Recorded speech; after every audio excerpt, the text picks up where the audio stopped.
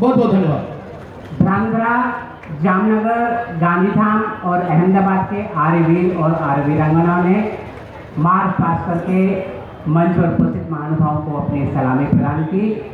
अब मैं जामनगर की बेटियां उपस्थित हैं, वे वेद मंत्रों से प्रार्थना करके इस कार्यक्रम को आगे बढ़ाने के लिए मैं उनसे निवेदन करता हूं। जामनगर की बेटियां।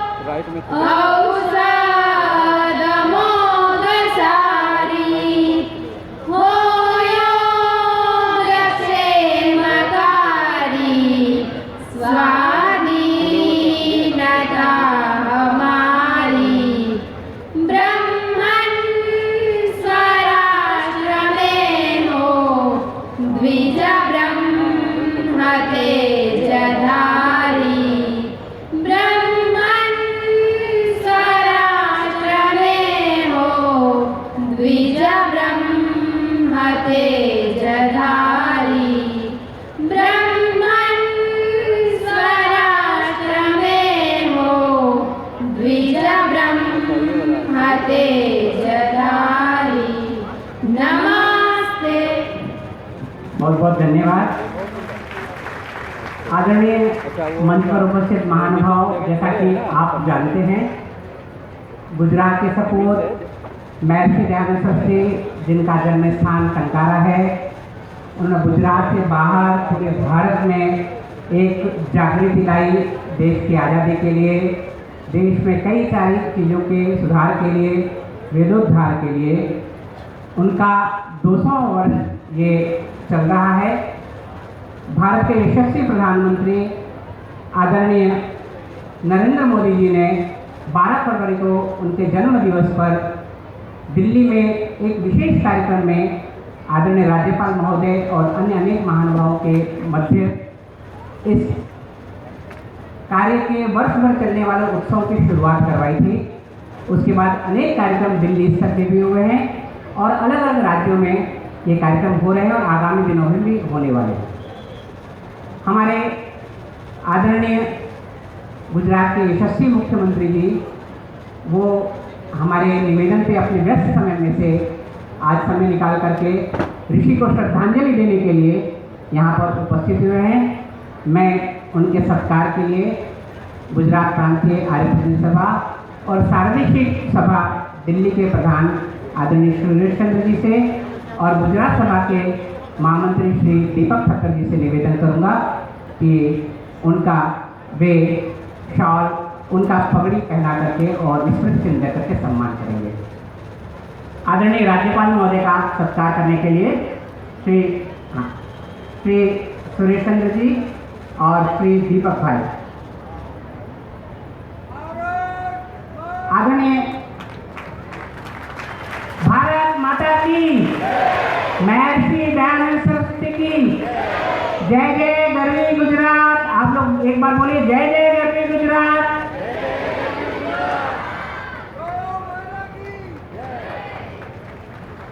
आदरणीय राज्यपाल महोदय का सत्कार श्री दीपक ठक्कर जी और श्री सुरेश चंद्र जी किया। गुजरात के यशस्वी मुख्यमंत्री श्री भूपेंद्र पटेल जी का श्री सुरेश चंद्र जी अग्रवाल, अध्यक्ष सार्वजनिक सभा, और गुजरात सभा के वरिष्ठ उपाध्यक्ष श्री वासुनिधि, वे उनका पगड़ी पहना करके सत्कार करेंगे।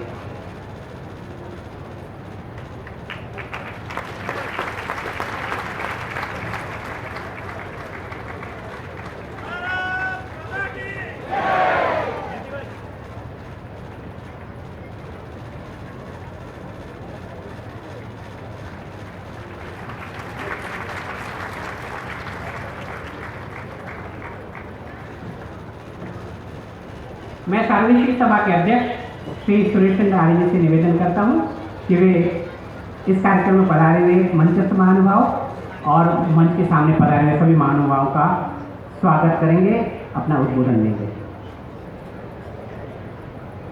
ओम विश्वानिदेव सवितरुदुरितान परासु यद्वद्रुं तन्वासु।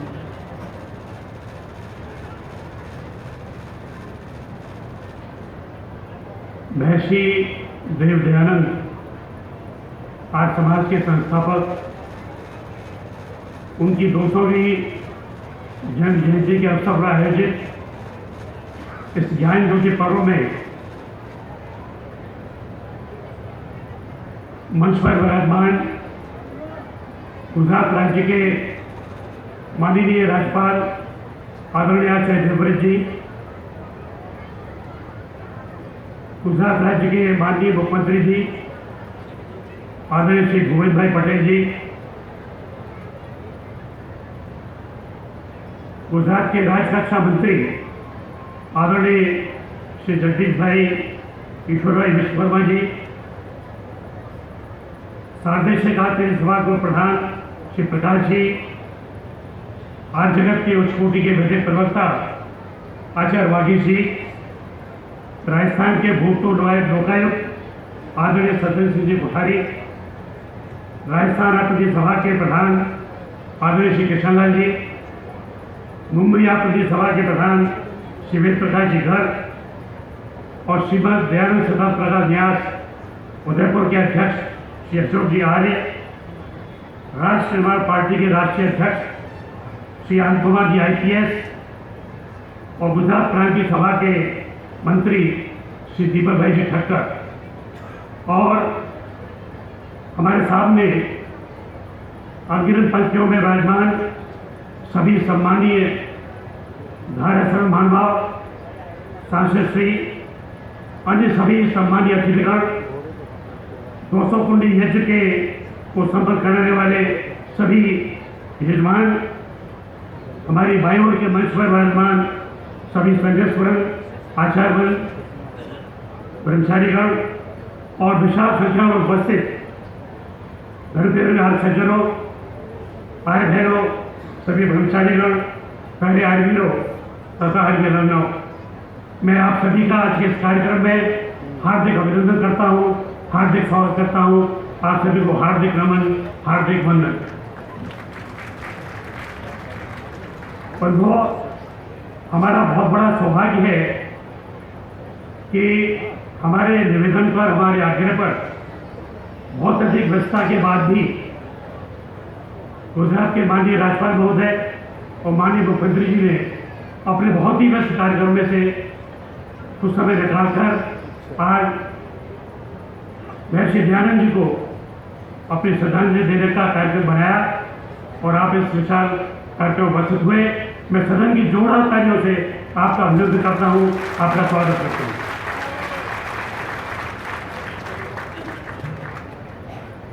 मुझे आपको ये बताते हुए बड़ा हर्ष हो रहा है कि हमारे आग्रह पर आज के सदन में अनगिनत पंक्तियों पर हमारे माननीय धारासभ्य, सांसद बंधु, राजनीतिक दलों के वरिष्ठ पदाधिकारीगण, डॉक्टर्स, एडवोकेट्स, चार्टर्ड अकाउंटेंट्स, उद्योगपति, समाजसेवी संस्थाओं के सभी पदाधिकारी, अन्य सभी समाजों के लोग, गुजरात चैम्बर ऑफ कॉमर्स के भी पदाधिकारी उपस्थित हैं। मैं आप सबका भी पूरे आर्य जगत की ओर से हार्दिक अभिनंदन करता हूँ, आपका हार्दिक स्वागत करता हूँ। कृपया जोरदार तालियों से इनका अभिनंदन करें। पूरे गुजरात की क्रांतीय सभाओं से पधारे और हमारे पदाधिकारी, हमारे आयोजन और सभी यजमानों का, सभी आयोजनों का पुनः मेरे पर हार्दिक स्वागत करता हूँ। बंधुओं, जैसा कि अभी बताया गया आपको कि माननीय प्रधानमंत्री जी ने गत 12 फरवरी को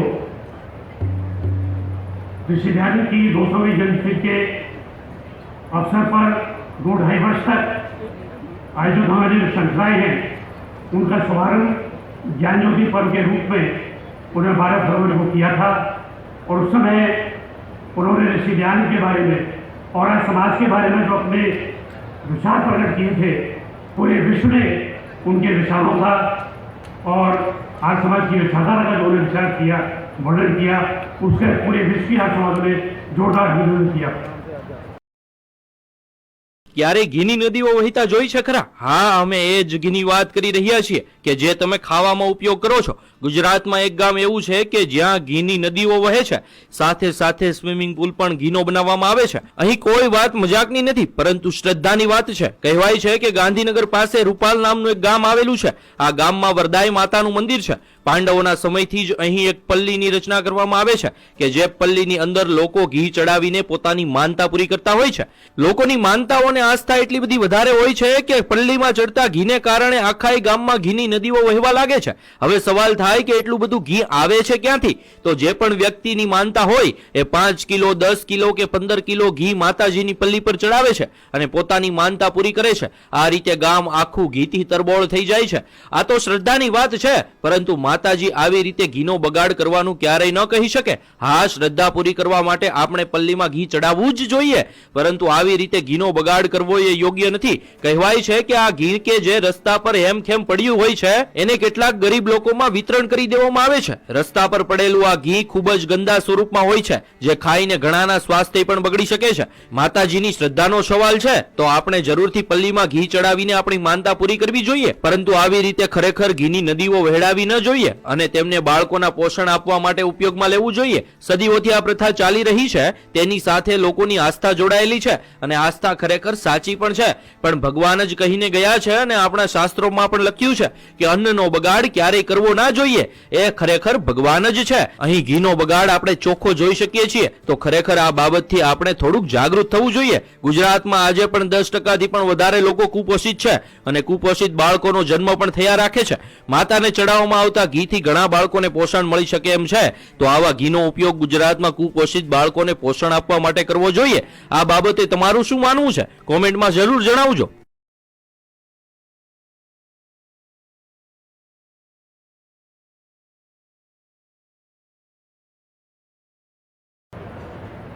उसी श्रृंखला में अब राज्य स्तर पर हम ज्ञान ज्योति पर्व को मनाने जा रहे हैं. एक कार्यक्रम राजस्थान में हो चुका है और ये दूसरा कार्यक्रम माननीय मुख्यमंत्री के नेतृत्व में, आदरणीय राज्यपाल जी के नेतृत्व में हमने कार्यक्रम आयोजित किया है. और भी कार्यक्रम हम करेंगे और खासतौर से आने वाले 2024 के फरवरी माह में कलकाता में एक बहुत विशाल कार्यक्रम आप लोगों के नेतृत्व में हम करने का आयोजन कर रहे हैं, जिसमें लाखों की संख्या में आने वाले उपस्थित होंगे. तो मुझे पूर्ण विश्वास है कि आदरणीय मुख्यमंत्री जी के नेतृत्व में और आदरणीय राज्यपाल जी के नेतृत्व में ये कार्यक्रम बहुत सफल होगा और पूरे विश्व में इसका समाचार जाएगा. बंधुओं, मैं बहुत ही संक्षिप्त एक दो लाइन में, क्योंकि समय की इतनी सीमा है, हमारे और जो विद्वान आए हुए हैं वो आपको बताएंगे. मैं केवल 2 लाइन में आपको ये कहना चाहता हूँ कि जिस समय पूरा देश पराधीनता की बेड़ियों में जकड़ा हुआ था, प्रथमता की बेड़ियों में जकड़ा हुआ था, उस समय केवल एक व्यक्ति था जिसने स्वाधीनता का, स्वधर्म का और स्वराज का नारा दिया था, और वैसे ऋषि दयानंद. वो पहले व्यक्ति थे जिन्होंने जब देखा कि पूरा भारत का समाज घोर अंधकार और अज्ञान का जीवन जी रहा है, बहुत कष्टपूर्ण जीवन जी रहा है, तो ऋषि दयानंद पहले व्यक्ति थे जिन्होंने प्रण लिया था कि मैं इस घोर अज्ञान और अंधकार से इस प्रजा को दूर करने का मैं संकल्प लेता हूँ, मैं दूर करूँगा. और उन्होंने प्रजा को बताया कि केवल वेदों का ज्ञान ही ईश्वर का ज्ञान है, और जो अंधविश्वास और पागल फैला हुआ है उससे मैं समाज को दूर करूँगा. तो मैं अधिक कुछ कहते हुए समय की जो सीमा है उसके ध्यान में रखते हुए हमारे जो विद्वान यहाँ मौजूद हैं वो आपको ऋषि का हमारा प्रयास रहेगा कि जो आप यहाँ पर आए हुए हैं तो ऋषि के व्यक्तित्व और कृतित्व के बारे में, आज समाज की विचारधारा के बारे में, ऋषि ने देश के लिए क्या किया, उसका मैसेज आप पूरे से मिल सके. इन्हीं बातों के साथ और पूरे आप सबका एक बार अभिनंदन करते हुए, स्वागत करते हुए मैं अपनी बड़ा वाणी को विराम देता हूँ. ओम शांति. जय भारत, जय गरीब गुजरात.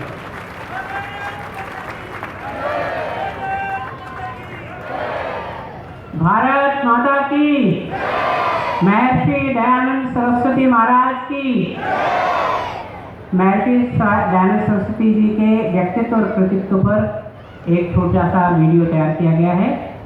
उस वीडियो को हमारे कार्यकर्ता जो हैं वो यहाँ पर चलाएंगे और हम सब उनके जीवन को बहुत संक्षेप में उनके कृतित्व को प्रस्तुत करने का यहाँ प्रयास किया गया है. तो उसको हम शुरू करवाएंगे.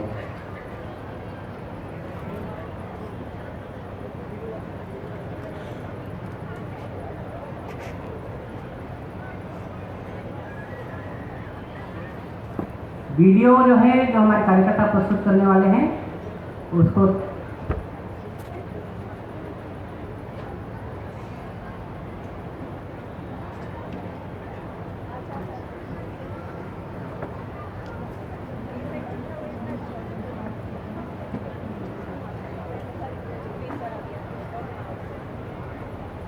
जो भी स्क्रीन है वो ऑन करवा देंगे.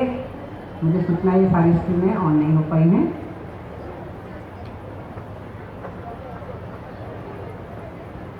इसकी तैयारी हो दरमियान मैं समय का जो पूरा सदुपयोग करते हुए आदरणीय श्री आचार्य वागीश जी जो वैदिक प्रवक्ता हैं उनसे निवेदन करूंगा कि वे अपने उद्बोधन से इस जनता को और मंच पर उपस्थित महानुभावों को लाभान्वित करवाएं. आदरणीय आचार्य वागीश जी के महत्वपूर्ण विशाल कार्यक्रम में अपने व्यस्त समय में से अवकाश निकालकर पधारे हुए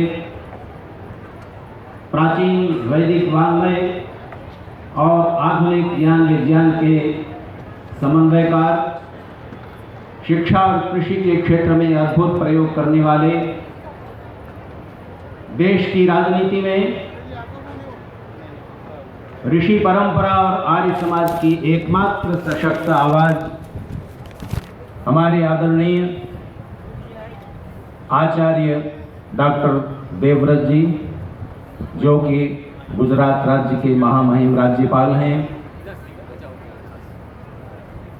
इस समय देश के प्रधानमंत्री नरेंद्र मोदी जी ने गुजरात के मुख्यमंत्री के आसन पर अधिष्ठित रहते हुए जिस कर्म निष्ठा से गुजरात राज्य को देश का अग्रणी राज्य बनाया, उसी कठिन दायित्व को बड़ी कुशलता से संभाल रहे और आगे बढ़ा रहे गुजरात के यशस्वी मुख्यमंत्री सम्मानित श्री भूपेंद्र जी पटेल,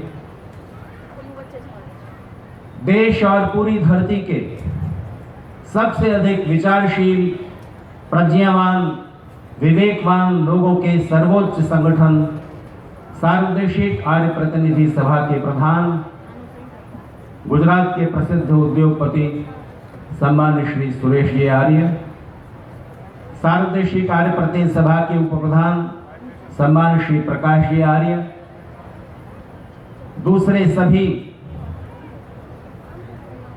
प्रांतीय आर्य प्रतिनिधि सभाओं और आर्य समाजों के पधारे हुए पदाधिकारीगण, मंच पर विराजमान सभी विशिष्ट महानुभाव, समय की कमी से जिनके मैं अलग अलग नाम नहीं ले पा रहा हूं, और दूर दूर से पधारे हुए ऋषि दयानंद, आर्य समाज और ऋषियों की पूरी परंपरा के प्रति गहरी श्रद्धा मन में संजोए हुए यहाँ पर उपस्थित सभी विचारशील सज्जनों, गुजरात की धरती से अनेक महापुरुषों ने जन्म लेकर इस धरती को आलोकित किया है। उनमें से सबसे पहले मैं नाम लेना चाहूंगा गुजरात जिनकी जन्मभूमि नहीं है लेकिन जिनकी कर्म भूमि रही, ऐसे द्वारिकाधीश योगेश्वर श्री कृष्ण। अब से 5000 साल पहले जिस एक व्यक्तित्व की कर्मनिष्ठा, कर्मयोग, नीति कुशलता ने सारे अन्याय और अत्याचार को ध्वस्त किया और 2000 साल के लिए इस देश को विधर्मियों से, अन्यायियों से, अत्याचारियों से मुक्त रखा, उनके उस महान पराक्रम का परिणाम था। और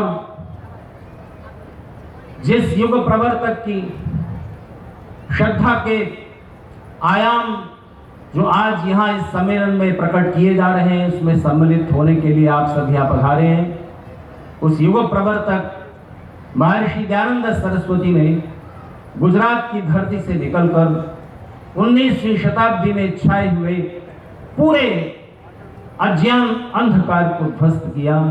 वो एक अकेला महामानव पूरे अंधकार पर अकेला भारी पड़ा।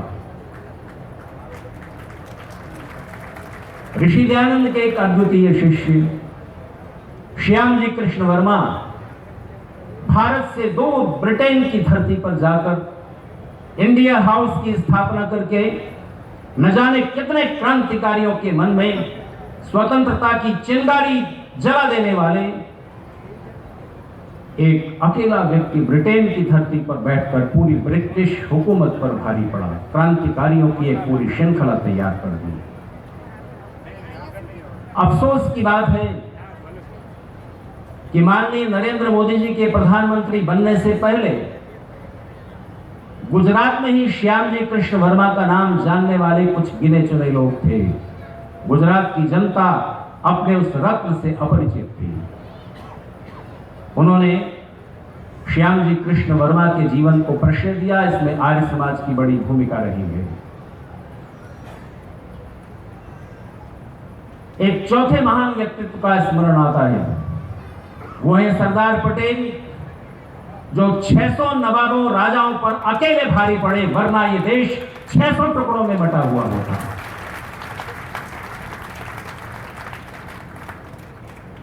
एक व्यक्तित्व वर्तमान में है जो अकेला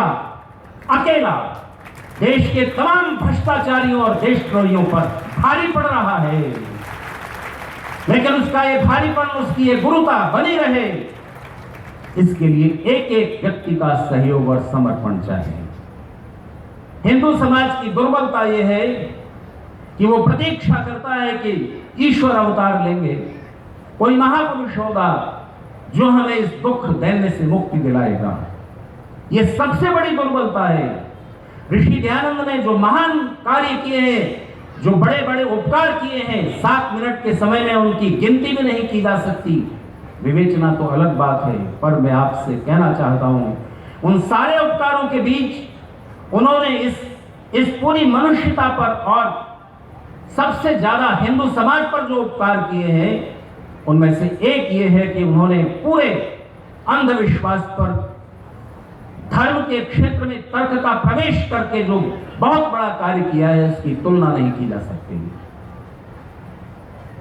ऋषि दयानंद के अनुयायियों ने, आर्य समाज के लोगों ने 150 वर्ष लगे उन्हें हिंदू समाज के मन से ये अंधकार निकाल लेने की लड़कियों को पढ़ने का अधिकार नहीं है। पत्नी के मर जाने के बाद पति तुरंत विवाह कर ले और पत्नी को जिंदा जला दिया जाए, न जाने कितनी कुरीतियों से ग्रस्त इस समाज को एक सभ्य व्यक्ति के रहने योग्य समाज में बदलने का काम आर्य समाज ने किया है। ये बात मैं कहूं, ये छोटी बात होगी। डॉक्टर राधाकृष्णन कह रहे हैं, देश के राष्ट्रपति आर्य समाज नहीं थे। जो भी व्यक्ति निष्पक्ष भाव से देखेगा, समझेगा, वो समझ पाएगा कि ऋषि दयानंद क्या थे और उनका योगदान मनुष्यता के लिए क्या है। एक छोटी सी बात और बात समाप्त करूं। कार्ल मार्क्स, जिसकी विचारधारा को मानने वाली कभी आधी धरती थी, आधी धरती के देशों में कम्युनिज्म की व्यवस्था चल रही थी, आज केवल गिने चुने देश बचे हैं। कार्ल मार्क्स का जब देहांत हुआ तो उसकी कब्र पर उसके अंतिम संस्कार के समय केवल 4 लोग मौजूद थे, और उन 4 लोगों की मौजूदगी में मार्क्स के एक प्रमुख शिष्य एंजल्स ने बोलते हुए कहा कि मार्क्स एक महापुरुष था। तो बाकी साथियों ने पूछा कि जिसकी कब्र पर केवल 4 लोग इकट्ठे हुए हैं, उसको आप महापुरुष कैसे कहते हैं? तो एंजल्स ने कहा कि एक ही कारण है जिस वजह से मैं मार्क्स को महापुरुष कहता हूं, और वो ये कि आने वाले समय में या तो लोगों को मार्क्स की बात से सहमत होना पड़ेगा या उसके विरोध में होना पड़ेगा। मार्क्स को इग्नोर नहीं किया जा सकेगा, उसकी उपेक्षा नहीं की जा सकेगी। इसलिए मैं मार्क्स को महापुरुष कहता हूं। मैंने ये बात आपके सामने इसलिए कही है कि ऋषि दयानंद की बात, आर्य समाज की बात तो ऐसी है, दुनिया के किसी भी व्यक्ति के सामने उस बात को रखें और वो सहमत ना हो जाए, ऐसा हो नहीं सकता। शर्त सिर्फ इतनी है कि सिर में दिमाग होना चाहिए, सीने में दिल होना चाहिए। अंधेरा एक छोटे से दीपक से पराजित होता है। मित्रों, आप तो इतनी बड़ी संख्या में हो, ऋषि परंपरा की खाती आपके पास है। पहली बार ऐसा हुआ देश की आजादी के 75 सालों में, कभी भी राष्ट्रीय या अंतर्राष्ट्रीय मंच से गीता का, महाभारत का, किसी आर्ष ग्रंथ का, वेद का कोई मंत्र कभी नहीं बोला गया। चंद्रयान 3 की सफलता के बाद देश का प्रधानमंत्री येन कर्मण्यपसो मनीषिणो यज्ञे कृण्वन्ति विदितेषु धीरा, इस मंत्र को उद्धृत करते हुए उन वैज्ञानिकों की सफलता की बधाई देता है। क्या कारण है पीछे? कोई एक ऐसा व्यक्तित्व आपको मिला है जो ऋषि परंपरा से सीधे जुड़ा हुआ है। जब वो ये मंत्र बोल रहे थे, मेरे ध्यान में तत्काल आचार्य देवव्रत जी का स्मरण आया। उनकी निकटता है प्रधानमंत्री जी से, ये उसी का प्रतिफल बोल रहा था उनके मुख से, वेद का मंत्र उच्चारित हो रहा है। मित्रों, ऋषि दयानंद की जन्म जयंती का 200वां वर्ष आप मना रहे हैं। आर्य समाज की स्थापना को 150 वर्ष पूरे होने जा रहे हैं। इस संक्रांति काल को बेकार मत जाने दीजिए। इन सम्मेलनों से जो जगह जगह होने जा रहे हैं, इसमें सरकार की बड़ी भूमिका है। आर्य समाज के कार्य को शासन प्रशासन की ओर से इतना बड़ा समर्थन कभी नहीं मिला। इस अवसर को बेकार न जाने दीजिए। इस ऊर्जा को संगठित करके कुछ ठोस कार्यक्रम, जिनमें हमारा मार्गदर्शन आचार्य देवव्रत जी और उनकी जो टीम से जुड़े हुए लोग हैं वो करेंगे। एकजुट होकर के ऐसा कुछ कीजिए कि धरती पर अज्ञान, अंधकार, अंधविश्वास, पाखंड का अंधकार पराजित हो, प्रकाश की एक किरण काफी होगी। इन्हीं शब्दों के साथ अपनी बात समाप्त करता हूं।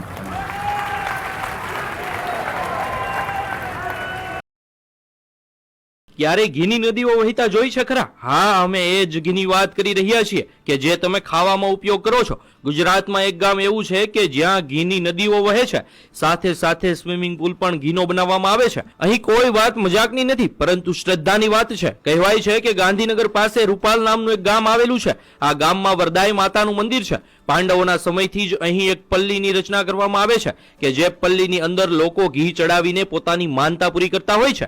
લોકોની માનતાઓને આસ્થા એટલી બધી વધારે હોય છે કે પલ્લીમાં ચડતા ઘીને કારણે આખા ગામમાં ઘીની નદીઓ વહેવા લાગે છે. હવે સવાલ થાય કે એટલું બધું ઘી આવે છે ક્યાંથી? તો જે પણ વ્યક્તિની માનતા હોય એ 5 કિલો, 10 કિલો કે 15 કિલો ઘી માતાજીની પલ્લી પર ચડાવે છે અને પોતાની માનતા પૂરી કરે છે. આ રીતે ગામ આખું ઘીથી તરબોળ થઈ જાય છે. આ તો શ્રદ્ધાની વાત છે, પરંતુ માતાજી આવી રીતે ઘીનો બગાડ કરવાનું ક્યારેય ન કહી શકે. હા, શ્રદ્ધા પૂરી કરવા માટે આપણે પલ્લીમાં ઘી ચડાવવું જ જોઈએ, પરંતુ આવી રીતે ઘીનો બગાડ કરવો એ યોગ્ય નથી. કહેવાય છે કે આ ઘી કે જે રસ્તા પર હેમખેમ પડ્યું હોય છે એને કેટલાક ગરીબ લોકોમાં વિતરણ કરી દેવામાં આવે છે. રસ્તા પર પડેલું આ ઘી ખૂબ જ ગંદા સ્વરૂપમાં હોય છે, જે ખાઈને ઘણાના સ્વાસ્થ્ય પણ બગડી શકે છે. માતાજીની શ્રદ્ધાનો સવાલ છે તો આપણે જરૂરથી પલ્લીમાં ઘી ચડાવીને આપણી માનતા પૂરી કરવી જોઈએ, પરંતુ આવી રીતે ખરેખર ઘીની નદીઓ વહેડાવી ન જોઈએ અને તેમને બાળકોના પોષણ આપવા માટે ઉપયોગમાં લેવું જોઈએ. સદીઓથી આ પ્રથા ચાલી રહી છે, તેની સાથે લોકોની આસ્થા જોડાયેલી છે અને આસ્થા ખરેખર સાચી પણ છે. પણ ભગવાન જ કહીને ગયા છે અને આપણા શાસ્ત્રોમાં પણ લખ્યું છે કે અન્નનો બગાડ ક્યારેય કરવો ના જોઈએ. એ ખરેખર ભગવાન જ છે. અહીં ઘીનો બગાડ આપણે ચોખ્ખો જોઈ શકીએ છીએ, તો ખરેખર આ બાબતથી આપણે થોડુંક જાગૃત થવું જોઈએ. ગુજરાતમાં આજે પણ 10%થી પણ વધારે લોકો કુપોષિત છે અને કુપોષિત બાળકોનો જન્મ પણ થયા રાખે છે.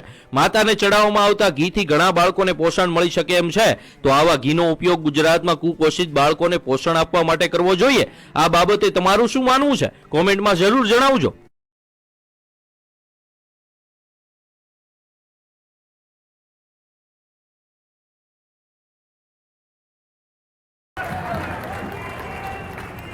भारत माता की बहुत बहुत धन्यवाद.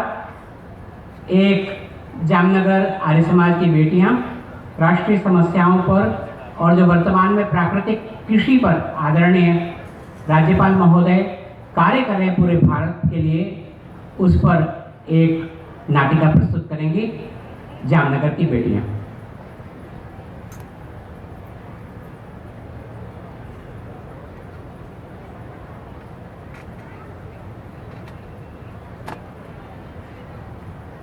ઉપસ્થિત સર્વને નમસ્તે. કૃણવંતો વિશ્વમાર્યમનું સૂત્ર આપનાર મહર્ષિ દયાનંદનો જન્મ આજથી વર્ષો પહેલા ગુજરાતના ટંકારામાં થયો હતો. એ સમયે સમસ્ત ભારત કુરિવાજો અને અંધશ્રદ્ધાના અંધકારમાં ડૂબેલું હતું. એક સમયે વિશ્વગુરુ કહેવાતો ભારત આજે વિદેશી સભ્યતાથી ઘેરાયેલો હતો. વૈદિક સંસ્કૃતિ વિના જાણે કે ભારત અધૂરું હતું, પરંતુ પરમ કૃપાળુ પરમાત્માની કૃપાથી મહર્ષિ દયાનંદે વેદોનો પ્રકાશ આ સંસારમાં ફરીથી કર્યો. વૈચારિક ક્રાંતિ દ્વારા તેમણે માનવ વચ્ચેના ભેદભાવો દૂર કરવાનું, સ્ત્રીની સ્થિતિને માનસભર સ્થાન આપવાનું તથા ધર્મના નામે ચાલતા પાખંડોને દૂર કરવાનું જબરદસ્ત કાર્ય કર્યું હતું. તે સાથે જ વાસ્તવિક વૈદિક ધર્મના વિચારોની પુનઃ પ્રતિષ્ઠા કરી હતી. આમ ઇતિહાસ તો આપણો ઉજ્જવળ હતો જ, પરંતુ ભવિષ્ય હવે ચિંતાજનક સ્થિતિમાં છે. વર્તમાન સમયની ઘણી સમસ્યાઓને લીધે આપણું ભવિષ્ય ઉજ્જવળ થઈ શકે તેમ નથી, અને તેમાંની સૌથી મોટી સમસ્યા છે વિભક્ત કુટુંબ. સંયુક્ત કુટુંબોથી વિભક્ત કુટુંબો તરફ અને વિભક્ત કુટુંબોથી એકાકીપણા તરફ આ દેશ ખૂબ જ ઝડપથી આગળ વધી રહ્યો છે. ભાવિ પેઢી માટે આ કોઈ શુભ સંકેત નથી. તો ચાલો હાલની પારિવારિક સ્થિતિ નિહાળીએ. અરે હું શું કહેતી હતી? અરે રીતુ, ઓ નાનું નાની આવ્યા છે. હાય નાનુ, હાય નાની. એ આ શું કરે છે? નાના નાની પગે પડી નમસ્તે કર. પગે પડીને હું નહીં કરું. તો જા નાના નાની માટે પાણી લઈ આવ. જા. ના, મારે બહાર જવું છે, મારે મોડું થાય છે.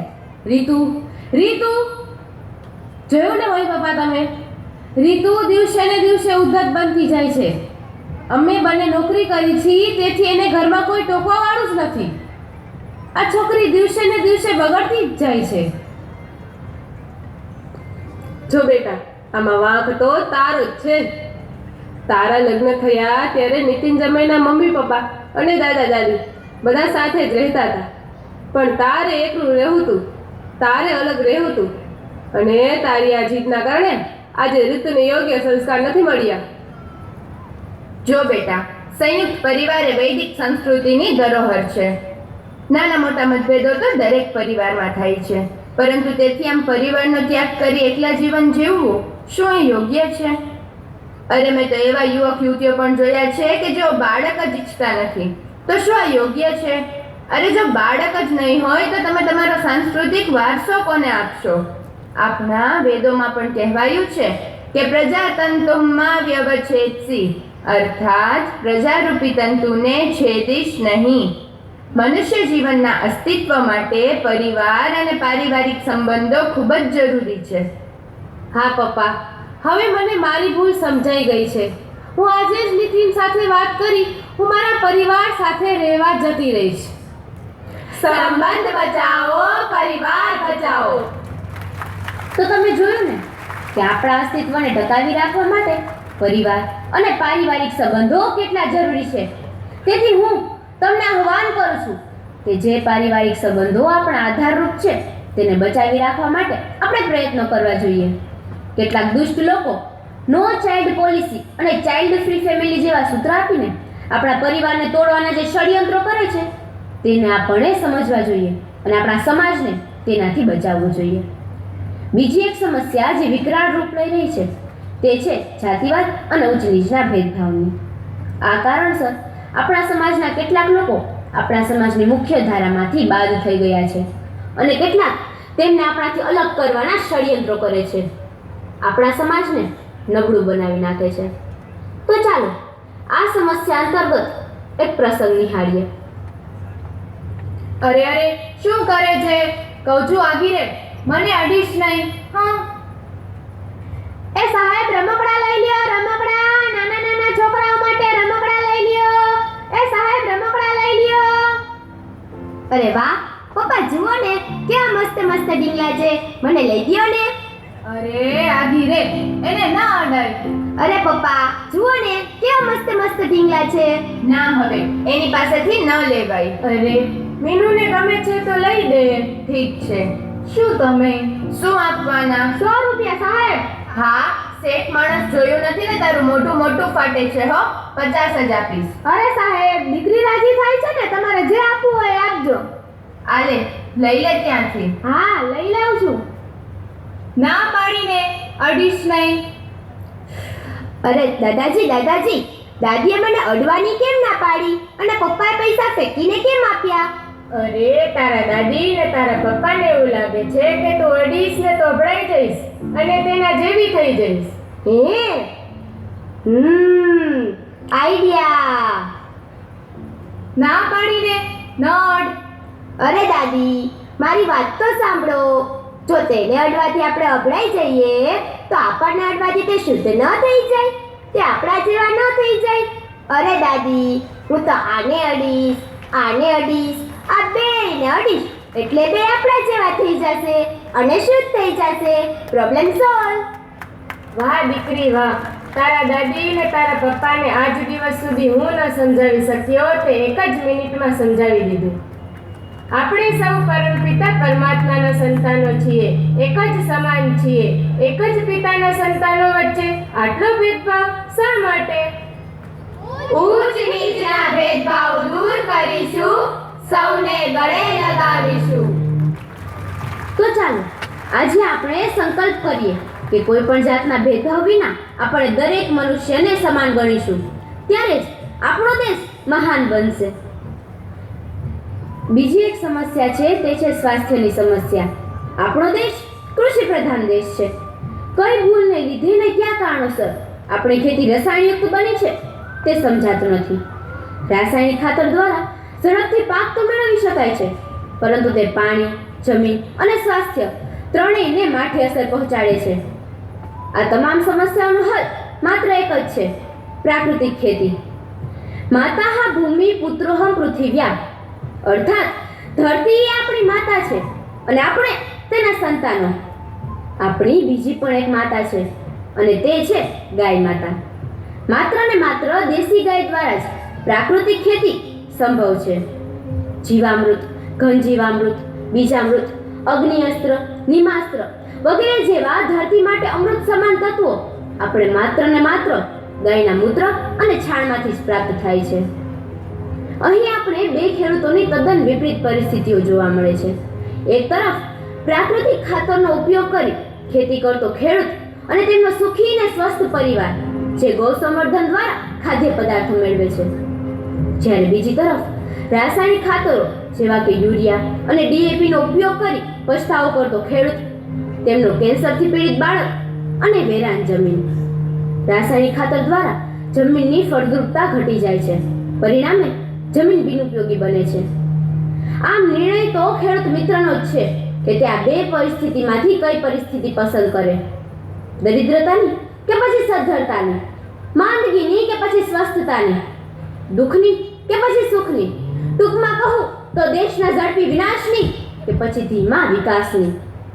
તો ખેડૂત મિત્રો, મારી તો તમને વિનંતી છે કે તમે પ્રાકૃતિક ખાતરનો જ ઉપયોગ કરો, જેથી આપણો દેશ ને દેશના ખેડૂતો તમામ સમૃદ્ધ બની શકે.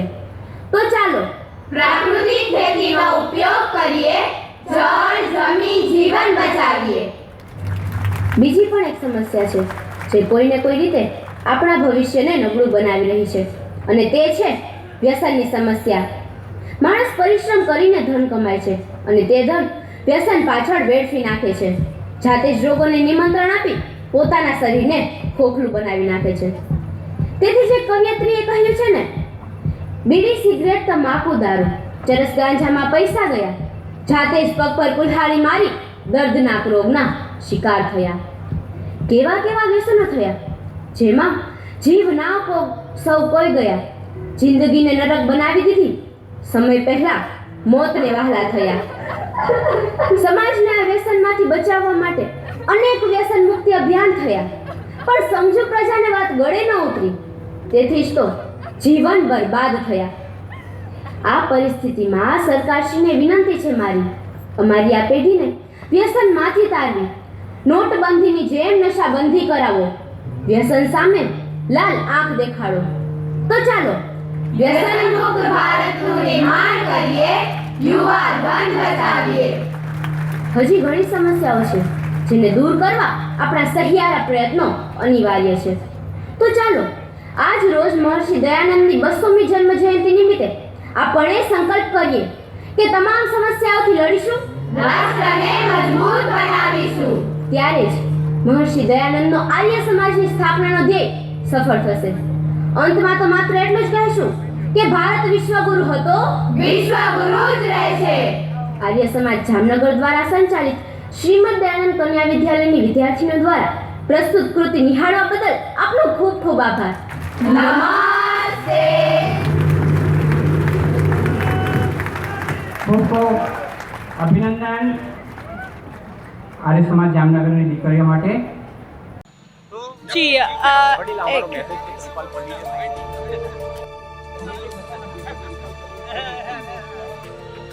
मुझसे सवाल मत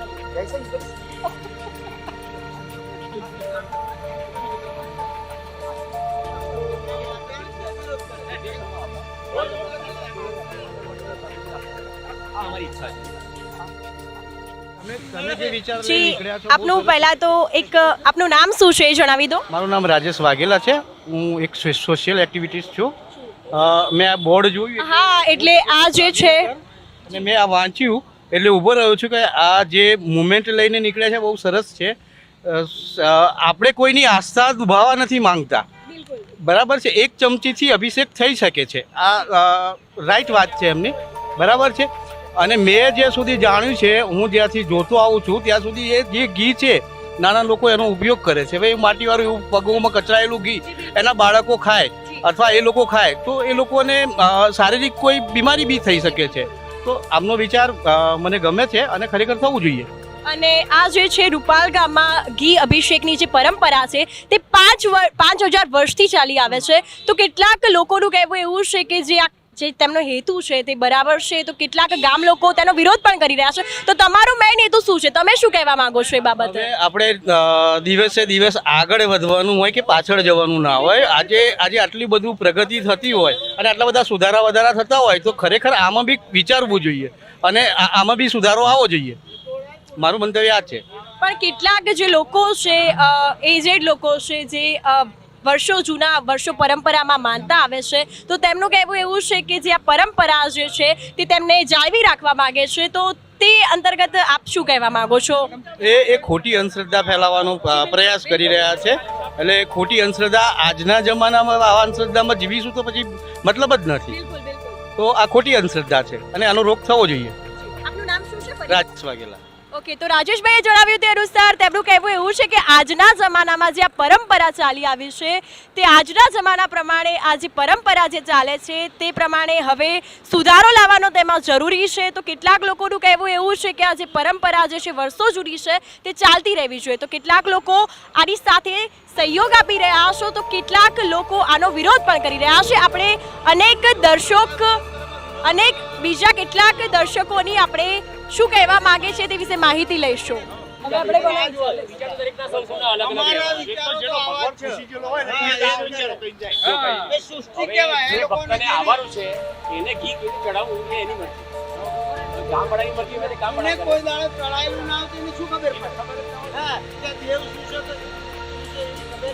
અમારા રબારી સમાજનું વડવાળા મંદિર કોઈ તમે ઘી દાનમાં આમાં ત્યાં છોકરા દાનમાં હાલે, આવડો છોકરો થાય ને એટલે ત્યાં દાનમાં આપી દે. એ પરંપરા નહીં બનતી ને, બધું ચાલે. ભારત દેશ છે ને આ બધા માતાજી ઉપર ચાલી અંધશ્રદ્ધા કોઈ દિવસ શ્રદ્ધા નહીં. આ શ્રદ્ધા બંધ થવાની જ નહીં. શ્રદ્ધા બંધ કરતા જ નથી આપણે. તો પછી તમે અંધશ્રદ્ધા આવડો પકડો. આ જે લોકો શ્રદ્ધામાં માનતા હોય એમનો આવડો પકડો છો. જે પકડવાનું એ પકડો ને, ખોટો તમે શહીદ થઈ જશો. મને લાગે છે મેં તો તમે આ તમે બધા સપોર્ટ કરશો.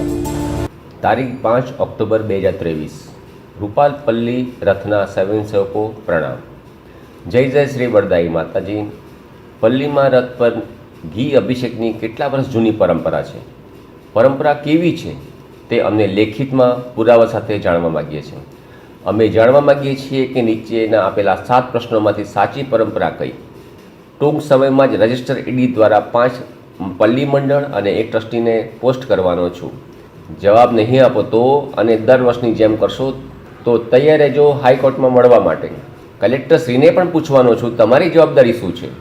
ચેતવણી: સામાજિક પછાત સમાજને કરવટું છે, પરંપરા છે તેમ કહીને ભક્તોના પગ નીચે કચડાયેલું, ભક્તોના થૂક, પાન મસાલાની પિચકારીવાળું અને છેલ્લે ભક્તોના તૂટેલા ફૂટા ચંપલવાળું ઘી લેવા માટે મજબૂર કરી અપમાનિત કરશો તો એટ્રોસિટીનો કેસ કરીશ. માતા શ્રી વરદાઈના પલ્લીમાં રથ ઉપર ઘી અભિષેક થયા વિનાનું ટ્રેલરમાં બચેલું શુદ્ધ ઘી ટ્રેલર ખોલી ગામના રસ્તા પર ઢોળી દેશો તો રાષ્ટ્રીય સંપત્તિનો નાશ કરવાનો કેસ કરીશું. જે ન્યૂઝ ચેનલ ઘીના કાદવ કિચડને ઘીની નદી કહીને અંધશ્રદ્ધા ફેલાવે છે, સસ્તી ટીઆરપી મેળવવા સાચું બોલવાની હિંમત નથી, તેના પર કેસ કરશો. મારું નામ રાધેશ્યામ પટેલ છે, ઉંમર 62 વર્ષ છે. કાયદાકીય સલાહ લઈને પુરાવા સાથે હાઈકોર્ટમાં પીઆઈએલ કરવાનો છું. આ વર્ષે પલ્લી મહોત્સવ 2023માં વિચારીને મહોત્સવ કરશો, નહીં તો ભારે પડશે. અમારા ગ્રુપમાં વકીલોની ફોજ છે, અમારા ગ્રુપમાં રેશનાલિસ્ટોની ફોજ છે. જય જય વરદાઈ માતા. રૂપાલપલ્લી મહોત્સવ પરિવર્તન અભિયાન 2023. રાધેશ્યામ પટેલ. 9023960692.